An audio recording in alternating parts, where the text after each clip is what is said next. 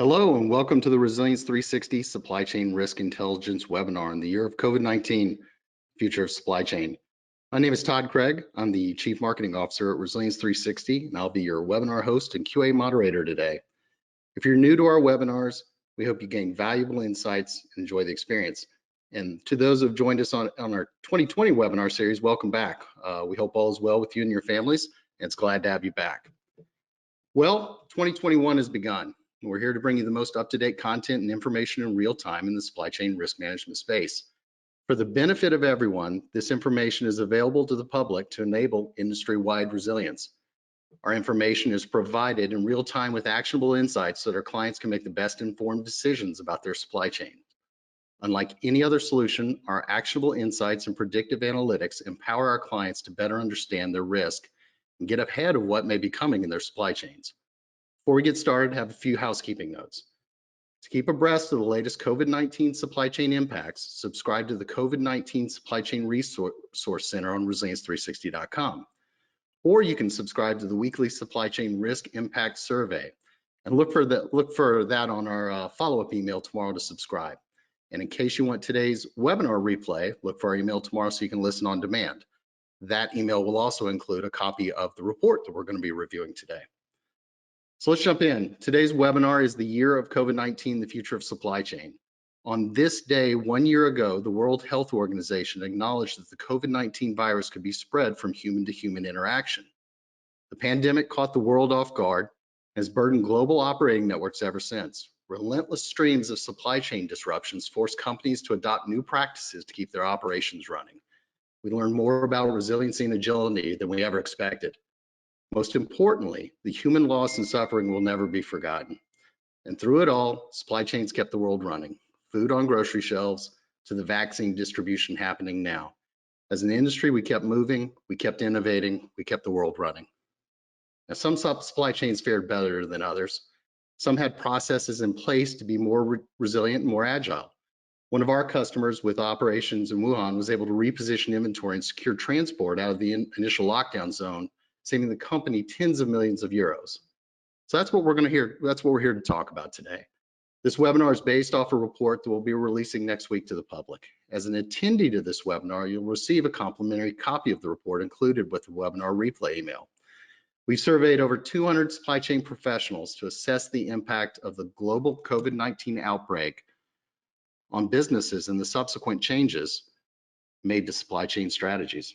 Let's welcome our speakers from our R360 Intelligence Solutions group who are instrumental in providing today's insights. Please welcome panelists. Sharina Kamal, she's the Global Product Director for Intelligence Solutions. She's joining us from Bonn, Germany. And we've got Mirko Wojcik. He's our EMEA Manager within Intelligence Solution and also calls in from Bonn, Germany. Thank you to our panelists joining us today. Let's hand it over to Mirko and get started. Thank you, Todd. Good morning, good afternoon, or good evening also from my side to our audience. Really excited to be here today and share some of those insights that Todd mentioned of a survey that we conducted among supply chain professionals on not only how COVID-19 has really impacted their operations, but also how COVID-19 has really started to transform some of the global supply chains. We conducted the survey among risk professionals from various sectors at the end of last year, and that really gave us a lot of great quantitative data and to sort of see how leading organizations have adapted their supply chains, not only from a logistics perspective, but also to sort of spot what kind of strategic sourcing trends, including supply diversification, have started to emerge. So we're really excited to share some of those insights today. To start out, we want to talk a little bit about perspective, putting COVID-19 into a perspective. And here, obviously, what's really striking is that only about a year ago, on January 23rd, 2020, few people had actually ever heard of COVID-19. And supply chains were still rather intact before they then started to get rattled for the first time with authorities in China issuing a lockdown for millions of people in the capital, Wuhan, and then subsequently the Hubei province as a novel coronavirus at the time. Obviously, COVID-19 wasn't named yet, started to affect more and more people. And here we are 12 months later and still continue to experience those profound impacts, not only on our personal lives, but also still on the complex global manufacturing networks around the world. We see disruptions still taking place at factories and suppliers. Regional and national lockdowns are still being implemented,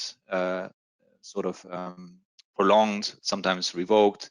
We see still persistent supply and demand fluctuations. That was the key theme of 2020 coming into 2021. Just recently, in more and more countries in Europe, there are further restrictions actually being envisioned to stem the current infection surge.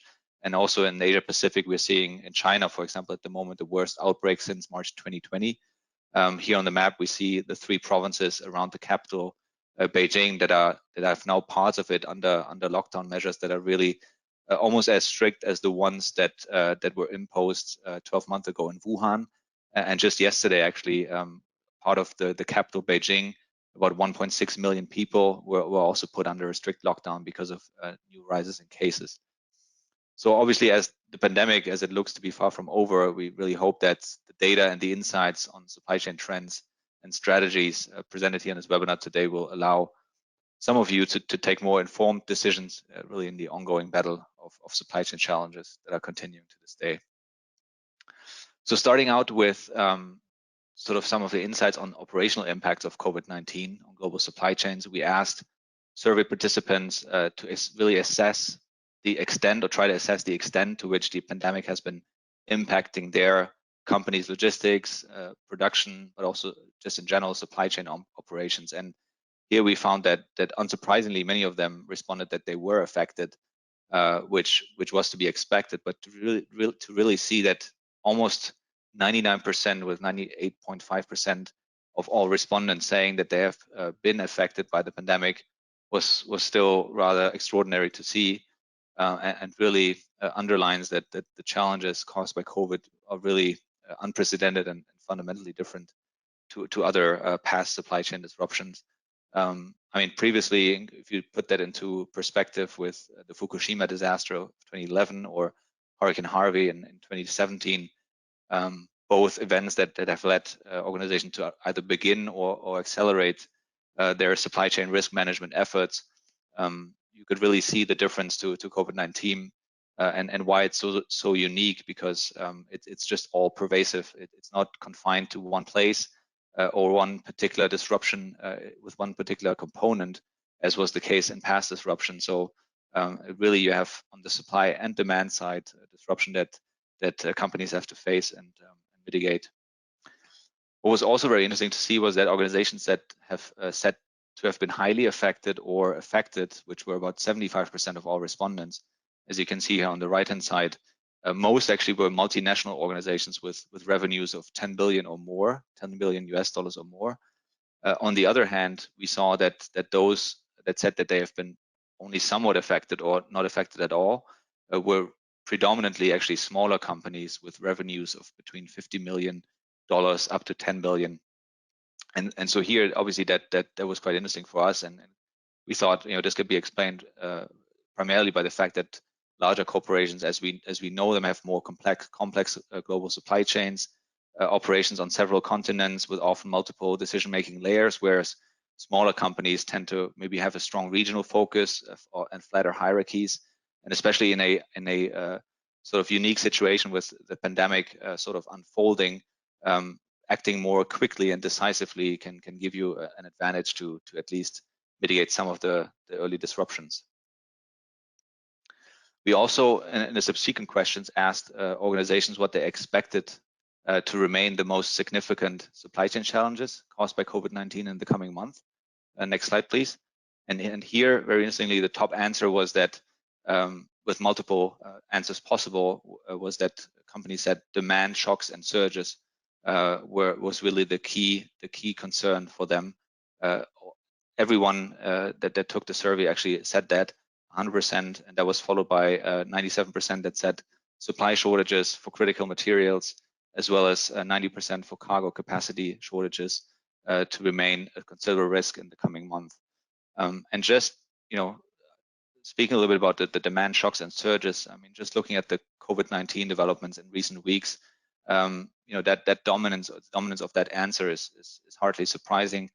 As mentioned in the intro, many parts of Europe and also now parts of China again are under lockdown, and that obviously has a profound impact again on demand. If we just look at consumer goods, electronics, there is a shift again to online e-commerce, but also usually when there's a lockdown, there's just a spike in general fast-moving consumer goods as people try to buy more to prepare for the lockdown.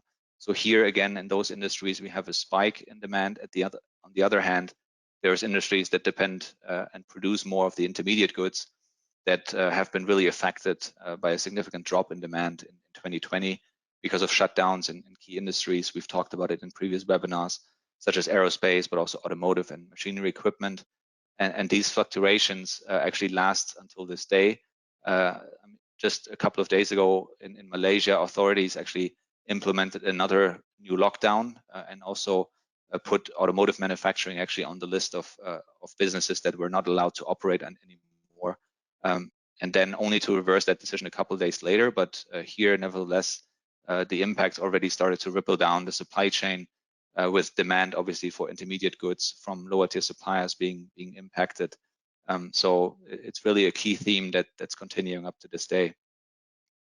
At the same time, if you look at the second answer, supply shortages for critical materials and components, 97% here said that was a key issue, and it's likely going to remain a key issue to them.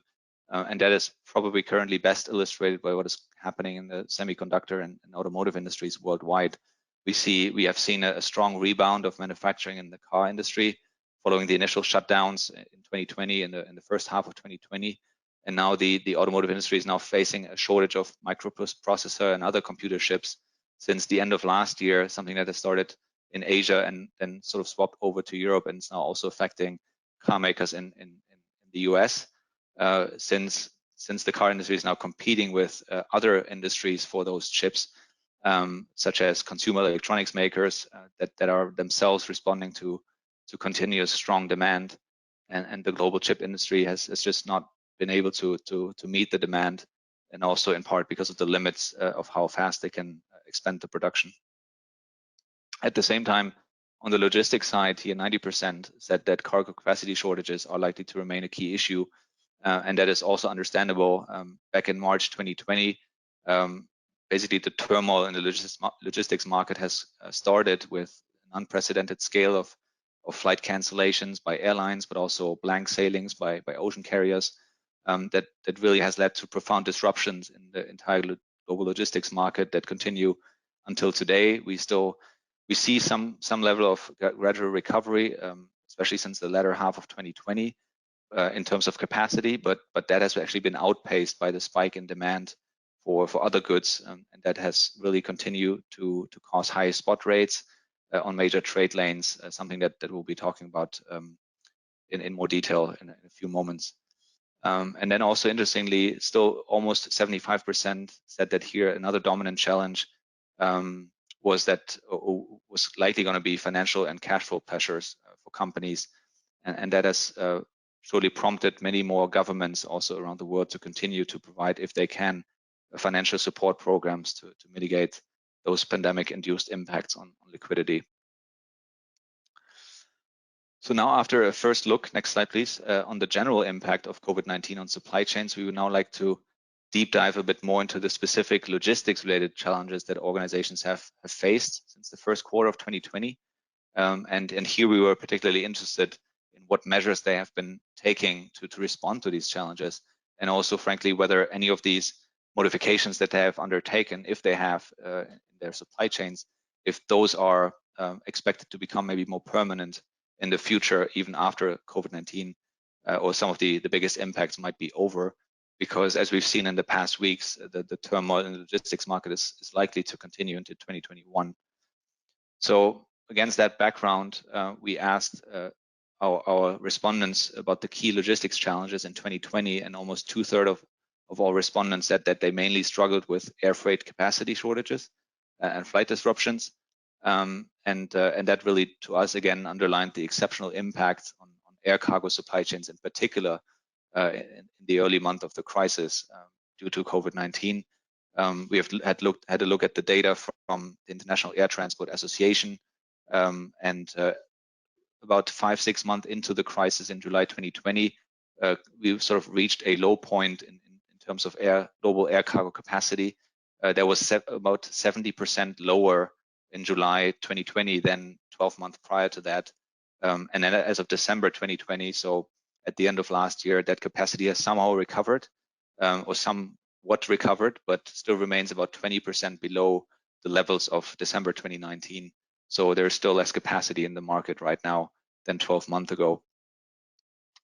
At the same time, respondents also said that key challenges to them were ground transportation restrictions. Here, almost 1 out of 2 said that they were affected by this. Obviously, this here includes border delays, cross-border delays and sort of disruptions, but also quarantine measures for truck drivers that can have led to shortages in some parts of the world, and then also subsequent higher spot rates in the trucking market.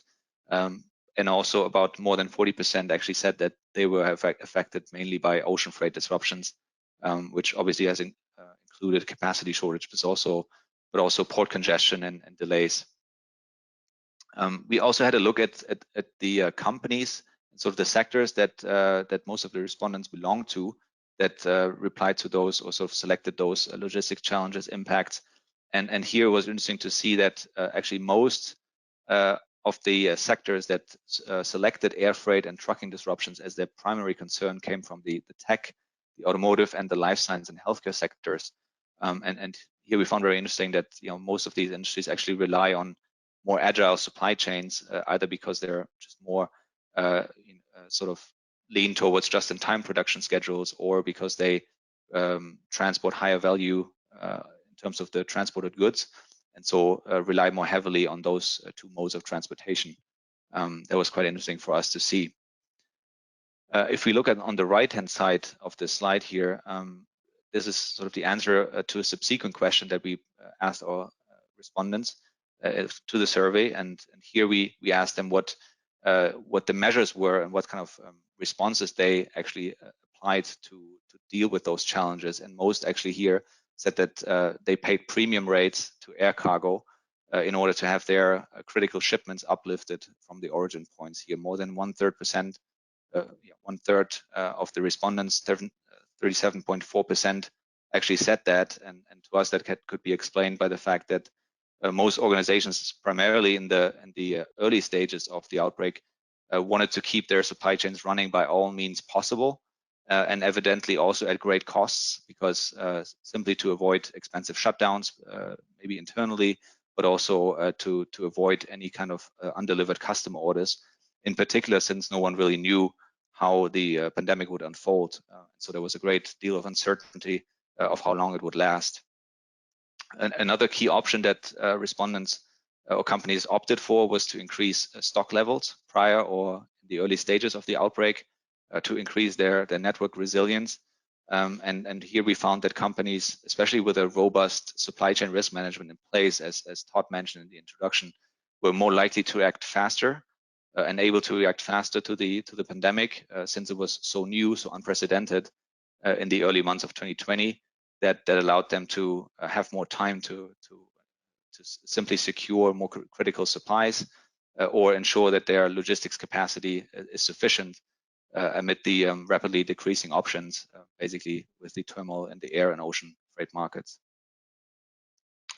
What was also quite striking was that only a minor share here, as we can see, 15.4% actually said that they opted to use multimodal services, such as sea air or sea truck air options, or that they sort of kind of diverted more air cargo to ocean services. As we can see here, 7.7% of the respondents said that. And yeah, which really illustrates that in an uncertain environment, as it has been mostly in 2020 because of COVID, that has made scenario planning very difficult. Most companies, fell back to the more expensive option with air cargo, but maybe more reliable and also faster, and sort of used air cargo and also increased buffer stock over multimodal and ocean services. Next slide, please. So in the survey, we were also interested in finding out for which major trade lanes, or for which trade lanes primarily companies have opted to modify their supply chains, and the survey highlighted that more than 40% actually of the respondents paid premiums on air cargo or switched to some multimodal or ocean services on the on destinations between Europe and North America, and that was followed by China to Europe, almost 38%, and also China to North America, more than 30%. And all of these three connections between these three continents are obviously the major trade lanes that carry most of the world's cargo. So that is maybe unsurprising. What was more interesting to see was that amid the secondary trade lanes that received a great deal of attention to supply chain modification efforts was the China to intra-Asia route that still received 16.4% of the responses. We also tried to understand what the main driver behind the choice of alternative modes of transportation really was to companies. And here we found, as you can see on the right-hand side in the chart, that really the increased reliability and the less exposure to congestion was the primary factor behind that decision-making to keep supply chains running. And only in a distant third place, actually, did companies say that they prioritized lower costs, such as for ocean freight or multimodal options over reliability. And that really, again, underlines that they have spared no costs, as has been shown by the fact that most actually paid premiums for air cargo to keep supply chains running. Having said that, still almost 1 out of 4 respondents actually, if you look at the next slide here, in a subsequent question on which modes of transportation actually companies would continue to use even after the pandemic, said that, so 25% or almost 25% said that their company plans to shift more shipments from air to ocean in the future. And so that's really interesting to see, and we wanted to spend some time to think or sort of talk a little bit about the potential reasoning behind that. And to us, really, there's likely to be 3 main factors that could sort of drive that that push towards ocean instead of air in the future. One is that companies expect more uncertainty or sort of persistent uncertainty around air cargo capacity in 2021. Still, there's less capacity as we've seen, but also there's obviously major risk coming up. The global vaccine distribution is only slowly gaining steam and probably are going to be transported by air in the coming month. And obviously there's still restrictions on travel on certain continents that is coming and going. So that makes it really likely that the air cargo market is will continue to be disrupted in 2021. Next slide, please. And second, also that ocean carriers now increasingly offer competitive time-definite products on some of the big trade lanes that have really gained a lot of traction this year, such as expedited ocean services between sort of China and the US, but also now the US and Europe. So we see more of those sort of premium services that have guaranteed equipment, which is definitely a major factor or a big factor in a global container shortage crisis. But also they obviously, because they use smaller ships, they can bypass the big congested terminals, such as on the US West Coast, and have in general faster transit times than the usual ocean products. So that definitely is a big factor in maybe the push towards more ocean instead of air in the future. And third, budget considerations are likely to kick in as well. Ocean cargo, despite the record high spot rates that we see at the moment, are still come in at a significantly lower cost than air cargo, and so here the sort of the budget and the costs are likely to again play an important role in a post-pandemic environment.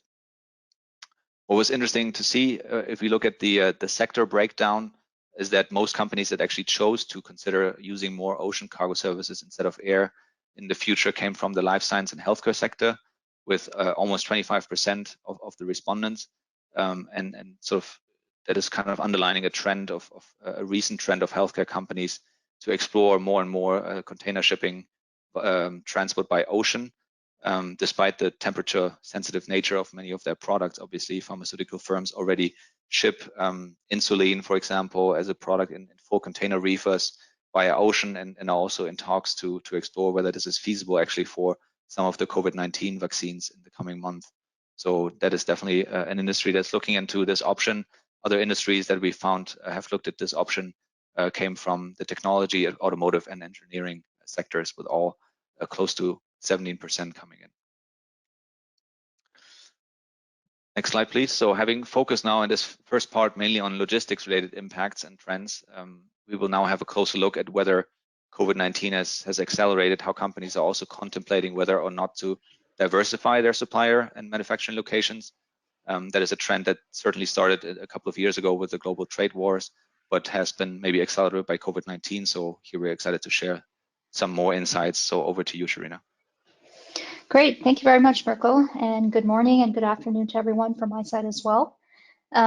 So as part of this research, and in addition to the logistic challenges that Mirko already highlighted, we wanted to understand the other side of the supply chain, how organizations are thinking about adapting their sourcing and manufacturing strategies. As again, Mirko mentioned, a key point of this discussion during the pandemic has been the world's over-reliance on China and the extent to which organizations may need to consider diversifying their supply chains. And a lot of this discussion was already in progress due to the US-China trade war.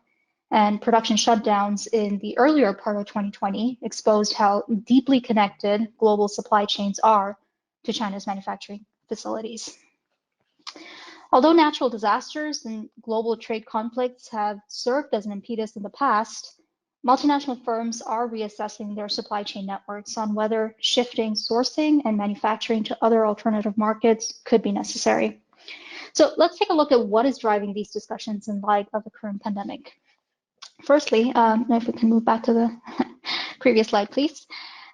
Firstly, the height of the COVID-19 crisis exposed severe vulnerabilities of becoming overly reliant on a single country's manufacturing facilities, obviously most notably Chinese suppliers for critical parts and components. And the over-reliance and risk concentration made it so much harder to implement risk mitigation plans. And when you couple this with potentially nationalistic trade policies that we've seen some countries adopt during the pandemic, like export bans or bans on certain components and materials, the need to manage and mitigate such risks are pretty self-evident.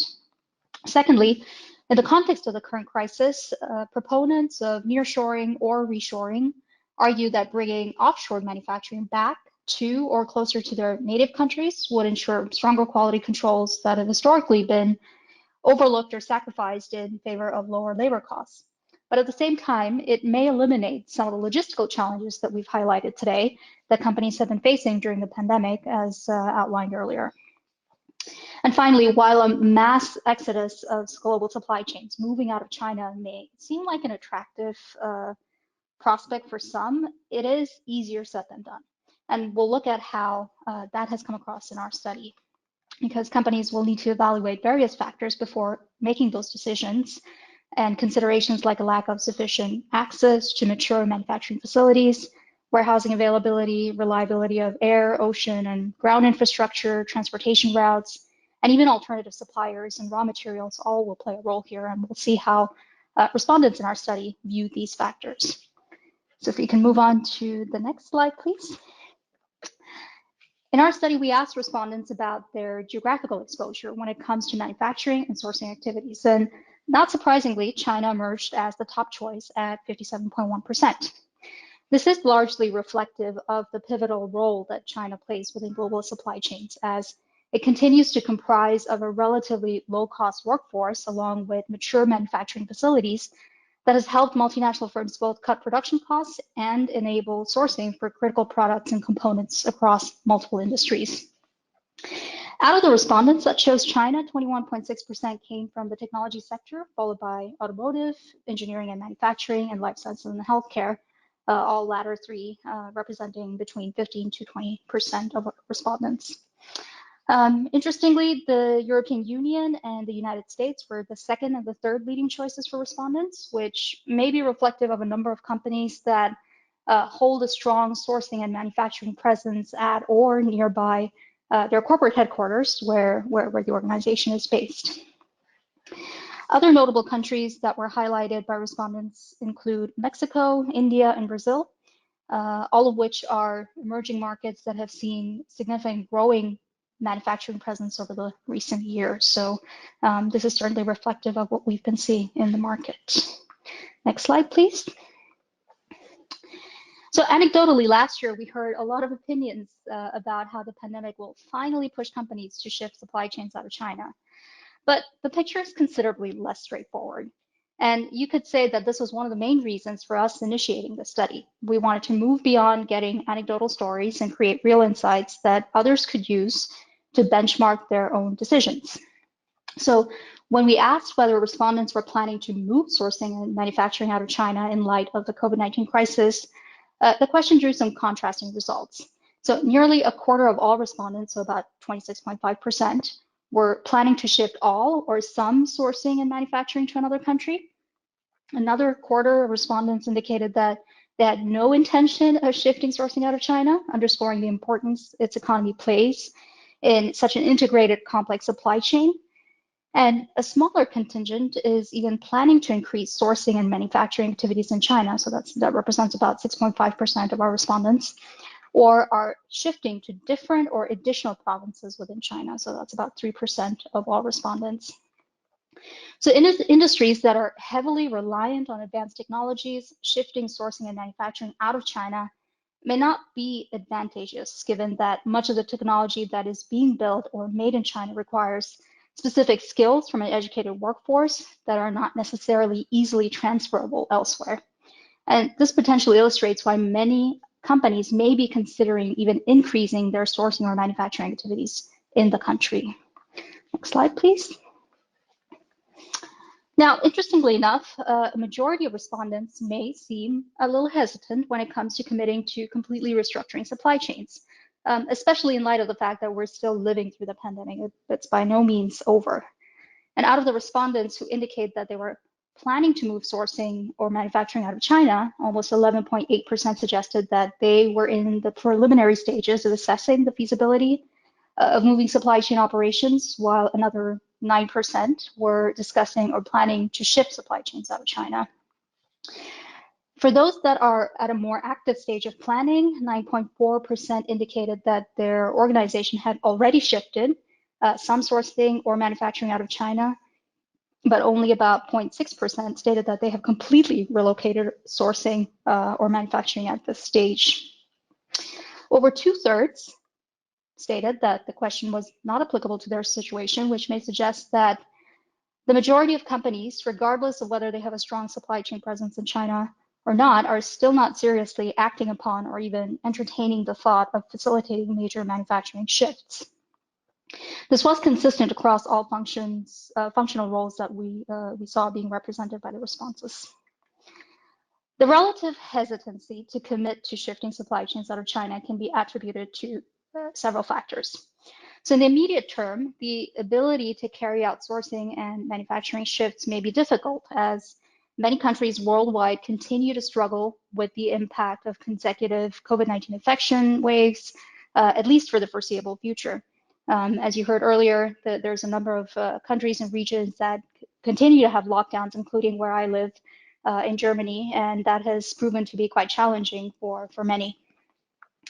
But this also comes as China's factories and export-led industries have largely continued to fill the global void after having, for the most part, contained the COVID-19 pandemic, as its domestic manufacturing sector marked their 10th consecutive month of expansion as of December 2020, making its rebound more robust than initially anticipated and in comparison to other manufacturing economies. So that is to say, any plans to move away from China and subsequently any permanent change may be slow to materialize. Next slide, please.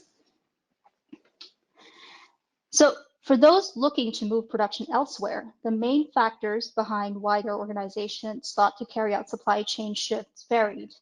Nearly 1/3 cited the need for greater supply chain diversification in order to reduce concentration risks, while about 17.9% pointed to reducing reliance on China for sourcing essential materials.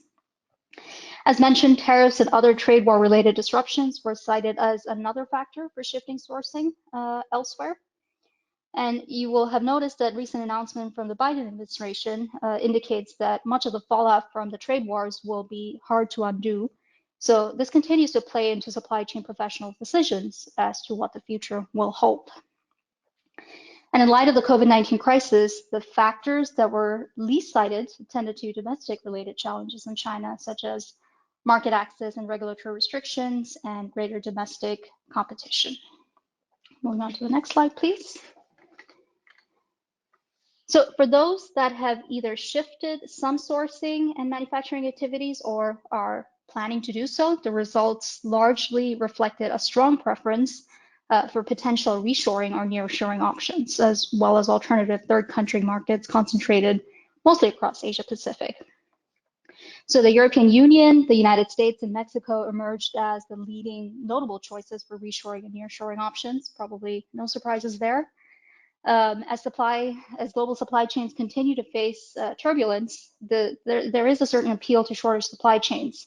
And this is likely to gain further traction, particularly among companies that will be keen to mitigate single region dependency and avoid another situation where they're overly reliant on importing critical supplies from abroad. A large contingent of respondents also picked out a number of alternative markets, mostly concentrated across the Asia-Pacific region, such as India, Vietnam, Malaysia, Singapore, Thailand, South Korea, and Indonesia. And a more detailed look of what respondents have opted for can be found in the report when it is published. So whether such markets will be able to realistically replicate or even replace China's role within global supply chains remains to be seen. For example, in the case of Vietnam, skeptics have argued that critical logistics and transport infrastructure is still lacking compared to China, with warehousing and availability in industrial parks and regional airports operating at well over capacity. So again, maybe to repeat myself, this is potentially not something that will maybe happen even the course of 2021, but if it materializes, this will be slow to take place. Moving on to next slide, please. So we also wanted to understand what organizations are anticipating about the future. If we can move on, due to the pandemic's all-encompassing impact, over half of the respondents, so about 51.3%, actually cited that they believe their company would face declining revenues compared to the previous year. And in particular, about 22% were expecting a decrease of 5 to 10%, and about 18% anticipating a decrease of 10% or greater in terms of annual revenue. The impact also appears to be evenly spread across both large multinational companies and smaller sized firms, with organizations holding an annual revenue above US dollar 50 billion and those making up to USD 50 million, similarly reporting expected declining revenues due to COVID-19. Of the respondents that reported expecting declining revenues, over 1/4 came from the automotive sector, followed by engineering and manufacturing, logistics and transportation, and life science and healthcare. And this potentially ties back to what my colleague Mirko had been saying, is that a lot of these companies had been impacted by the challenges in the logistics sector and being unable to transport and having to pay a significant amount of costs to keep their supply chains running. So this is, again, connecting back to that. Conversely, a sizable minority interestingly believed that their companies suffered no significant financial impact and would record increases to their annual revenue compared to 2019, despite the onset of the COVID-19 crisis. Around 12% of respondents believe that their company would have annual revenues that would increase by up to 5%, which is quite impressive. And another around 8% of respondents declared that their organization experienced no major financial impacts from the COVID-19 crisis, which is also very good to hear that not everybody is uniformly impacted. Moving on to the next slide, please. So now, what is on the horizon? We think it's quite promising that around 56.9% of all respondents stated that they intend to apply more active supply chain risk management processes going forward. In the 6 to 12 months, or in the next 6 to 12 months, over half of all respondents will be exploring alternative logistics and delivery routes, again, confirming what we heard earlier, while over 40% intend to invest in technology that can help monitor supply chain risks. In addition, more than half of respondents claimed that they would implement more proactive supply chain risk management measures, followed by about 51% who stated that their organizations would explore more alternative routes. So of all respondents, around 40% also indicated that they would invest in technologies aimed at helping to improve monitor risks.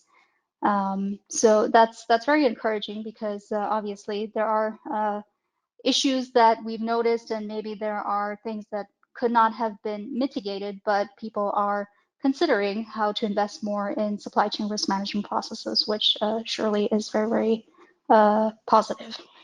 And an encouraging sign, we saw that only a small portion of respondents, about 10%, reported that they were not planning to implement any near-term supply chain risk management measures. But this is certainly a very small portion, and illustrates to us that proactive risk mitigation has grown in importance among the greater majority. Moving on to the next slide, please. So I'd just like to leave you with a few thoughts. The underlying uncertainty posed by the COVID-19 crisis serves as a pretty ominous reminder of the persistent supply chain challenges that will likely remain for years to come in what is becoming the new normal, however we choose to define it.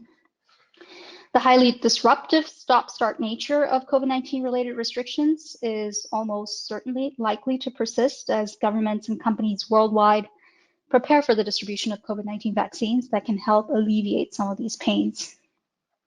As global supply chains become increasingly fractured, global companies and suppliers will need to develop agile and responsive supply chain measures to guard against one of the greatest worldwide disruptions experienced in a generation.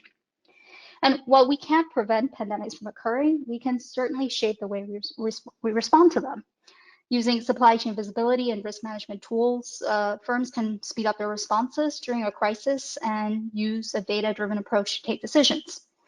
And I have to say, the current crisis is as good a time as any to embark on that journey towards supply chain resiliency.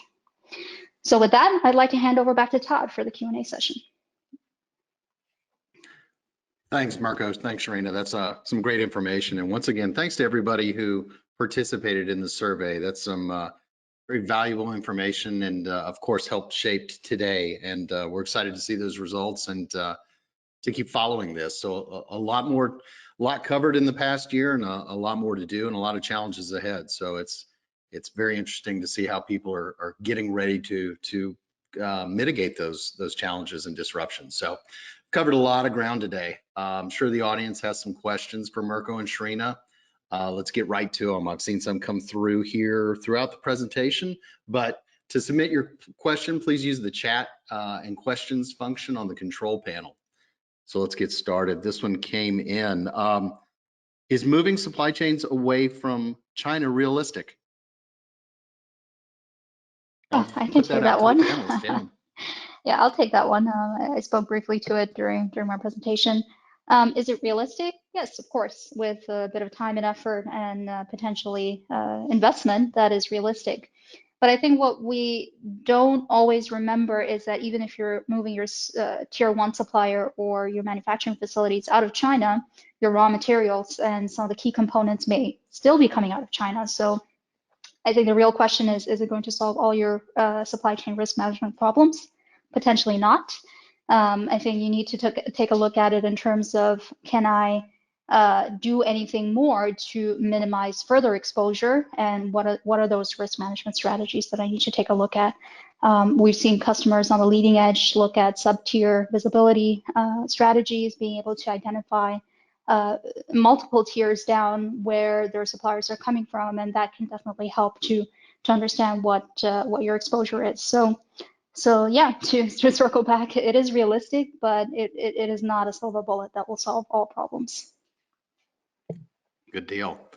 Got another one here. You mentioned more competitive, time-definite ocean products. Can you elaborate on which trade lanes they're being offered?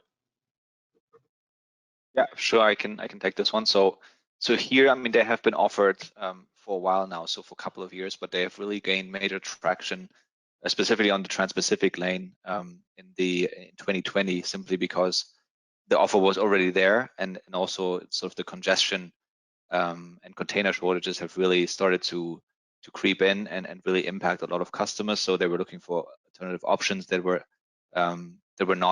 not sort of air cargo, which was too expensive.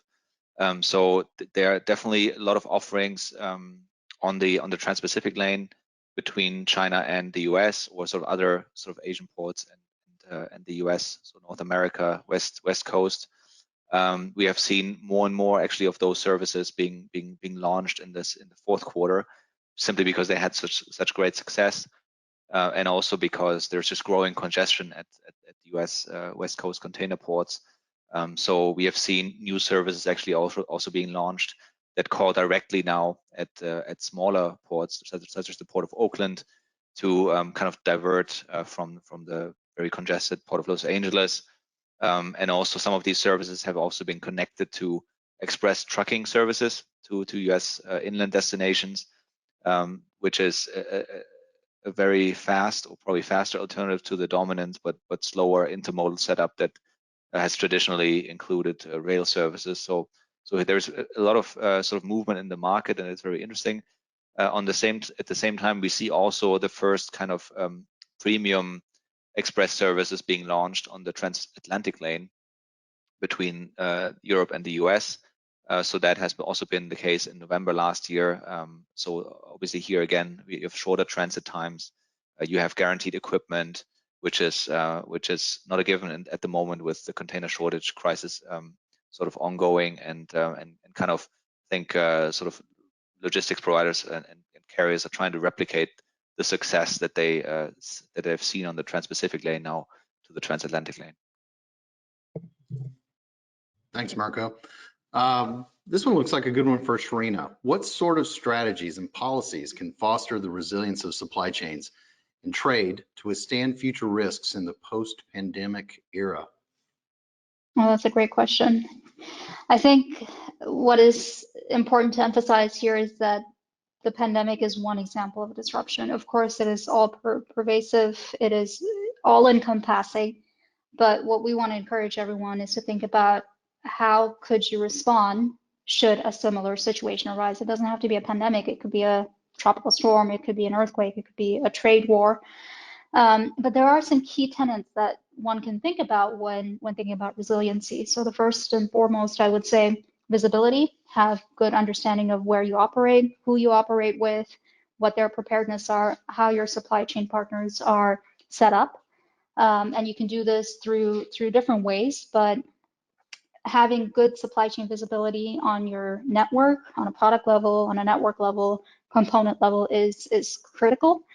And then having visibility on what's going on in the world. You know, we see that those that have early information are able to respond quicker and take decisions to be able to move in a way that is faster than their competitors, and that can be a competitive edge. And this is underpinned by technology. So obviously there's many technology capabilities out there that allows you to do that mapping, that allows you to identify sub-tier suppliers, that allows you to monitor events that's taking place around the world. So it doesn't have to be a very manual, cumbersome process. So as we move towards more digitalization of the supply chain, I think that's important to keep in mind as well. And then the third step I would recommend is having a process in place, because when you do have a crisis, the last thing you want to do is trying to figure out who's responsible for what and what needs to be done and what is your alternative route or strategy. And so having those processes in place will help you respond to such a situation much faster in the future. And then finally, having people in place. Oftentimes, organizations feel like risk management is something that you think about only when it happens. But supply chain risk management is something that you should always consider. It should be a core part of your supply chain operations, and you should also have people who are owning that and are responsible for that. So yeah, visibility, technology, processes, and people. Those are really the four key pillars that one should think about in terms of supply chain resiliency. Yeah, the foundation there. Sharina, while you've got the mic, this kind of dovetails onto that question. Have you surveyed awareness and understanding of the supply chain risk management with your respondents? And the next part of that question is, will it take a long time to understand supply chain risk management as long as it is taken to understand supply chain management as a whole? So risk management versus supply chain management. What Yeah. are your thoughts there, Sharina? Great question. I think our last question, or one of the last questions in the survey that we've done now, alludes to that. We do see respondents basically indicating that there is an increasing awareness of supply chain risk management measures. But what we've seen over the last 10 or so odd years that we've been working on this is that it takes a crisis for people to jolt back into attention about this, right? We saw in 2010, 2011, Fukushima, and then subsequent disasters after that. You know, those were times when people started to think about supply chain risk management. But the key thing is that you don't forget about supply chain risk management after a crisis is over. And I believe personally that after, in a post-pandemic phase, whenever that might be, organizations will be more aware of supply chain risk management topics. And this COVID-19 pandemic and crisis has been such a sobering and eye-opening event that I think a lot more organizations will take it seriously. So yeah, I think we are at a moment in time where supply chain risk management will become an established process in most organizations if they want to stay competitive. Yeah, it's a have to. So I'm going to interject a question in here for Mirko and Sharina. So in the research, what were the biggest surprises in the trends that we saw? What surprised you the most when you were sifting through the survey data and compiling the answers here? So maybe I can start with that one. So definitely there were a lot of surprises and a lot of interesting facts, but sort of given the amount of turmoil, I guess that sort of everyone saw in the air cargo market right from the beginning, with sort of basically obviously air travel, passenger travel collapsing, and then seeing how important sort of the belly cargo on the passenger planes is for certain trade lanes, the major ones obviously, but also a couple of other ones where there's actually no direct freighter connection. So into some countries and some continents, there's just a large majority of freight is being moved on those passenger airplanes, and if there's no travelers, then obviously it's very tough to get alternative modes or get alternative routings into those markets. So having said that, I think probably the biggest surprise was that there was rather a low share of respondents saying that their company actually used sort of ocean services, because obviously that's maybe a longer supply chain and maybe a slower process. But given how bad it was in the air cargo market, especially in the first half of the year, we would have expected probably a bigger share, so saying like some cargo has been moved to ocean or to rail or to other modes of transportation, maybe multimodal. But actually everyone was trying to scramble to get on that limited space that was still flying out of China or other countries. So that was definitely one of the big surprises. I think a key takeaway. And then at the same time, sort of the commitment or sort of the desire to do more with ocean freight in the future, and sort of the clear answer there with 25% of respondents saying that, which is much higher obviously for all of the other alternative modes of transportation. That was also quite surprising to see such a clear-cut answer with such a complicated question. Yeah, I have to agree with Mirko. I think the ocean freight and the move towards ocean freight was rather surprising for me. I hadn't expected that. But from a manufacturing perspective, I think this mixed perspective on moving out of China did surprise me. I expected that would be a bit more straightforward. And I think I nearly suspect that the picture would have been much different if we had surveyed people in the beginning of the year or towards the first half of the year. But given that China has been able to bounce back quite impressively over the last 6 months or so, I think it's not such a clear decision for many organizations to say that yes, we will clearly shift our sourcing out of China. So I think that was really one of the biggest surprises for me. Good deal. Mirko, one more question. Do you think the shift to ocean is due to increasing inventory and their ability to take the additional lead time? That definitely has to be a factor. I think just obviously shifting to ocean, I mean, there is a couple of major implications that come with it, and sort of that have to be tackled actually at the same time. So obviously, sort of in the question that was mentioned, the first implication is the longer lead times, which is obviously just a big challenge for some industries that rely on just the time production. So here, because simply the transit time is longer, you need to have better planning that is needed, but also kind of to have some other mitigation measures in place in case something goes wrong. Obviously, still like a ship from Shanghai to Rotterdam can take up to 30 days. So there can be a lot that goes wrong. So obviously, increased inventory to minimize the risk for disruption is one sort of mitigation measure that can be adopted and definitely needs to be adopted. At the same time, companies also definitely have to tackle the less visibility that is coming with sort of a push to ocean. More can go wrong. I mean, obviously, if you hop on an airplane and have a shipment there, most of the time, 12 hours later, it will have arrived.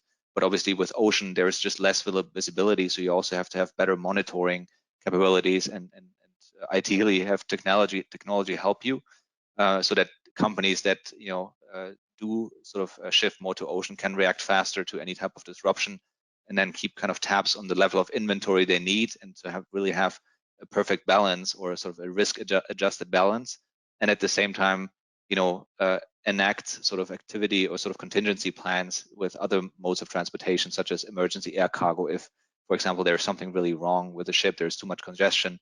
So the push towards ocean really comes with tackling some other major implications. So it can come just by itself. Yeah.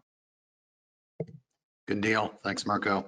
All right, I've saved this one for the last, and you touched on it a little bit there, Marco, but to the panel here, what role will digitalization, I have trouble with that word, and technology play in managing future crises? That's a tough word and also a really good question. But I mean, as I just mentioned now, I mean, it will have a critical role. I mean, I think companies are increasingly aware of that. I mean, our last question kind of showed that. I think I believe it was 45% that really think that technology can, that needs to help them in sort of actively managing their supply chain risks. And just coming back to the previous question, I mean, if we have supply chains that rely on multiple modes of transportation across the globe, technology is really like needs to be in place, and it's such a powerful sort of a tool to help you to be aware of any kind of disruption around the world, be it on the logistics side, but also on the procurement and sourcing side, that can just alert you and gives you more options, gives you more time. We had a case study with one customer that actually was alerted quite quickly in January 2020 about the ongoing shutdown in Wuhan, and because they were alerted quite quickly, they had just more options than other companies, because obviously once one was locked down, it was very quite hard, not maybe even impossible to get stuff out, but they were still sort of using sort of the last hours before the lockdown to place orders and then get stuff out of Wuhan onto the railway station and then ship it into Europe to save some of their production lines in Europe that were relying on those critical parts from China. So long story short, technology gives you more options, allows you more time, and gives you a competitive advantage. Yeah, I'll just add to that. And yeah, I think many people are a bit wary of hearing about digitalization, but even though it's much talked about, I think it's important to continue to emphasize that. And I'm going to leave everyone with one thought, which is something that I think about frequently, and it is what gets measured gets managed. And that was said by the famous management consultant, Peter Drucker. And the point is that you can use technology to measure what you're doing and how much risk you are willing to take and how much you're willing to adjust as a result of that. And that's really where technology plays a role, letting you become more efficient in the way that you are doing your risk management process and being able to underpin all of your processes using technology rather than using a time-consuming, cumbersome process. Great answers, great answers. Thank you, Marco. Thank you, Sharina. It's time to wrap up our webinar today. We really thank you everyone for attending. We participate, I'm getting a little tongue-tied here. Sorry about that. We appreciate everybody's questions and staying involved in the webinar here throughout the hour. We have a lot to think about as we view the output from the report. So everyone in our audience will receive an email containing a playback to this webinar. In the meantime, if you'd like to learn more about supply chain risk management, visit us on resilience360.com. In the coming days, please look out for our report in your inboxes, The Year of COVID-19, the Future of Supply Chain. Finally, thanks to those of you in today's audience. We hope you found the information useful and you'll join us on the next webinar. Please stay safe and be resilient. We'll talk to you soon. Thanks.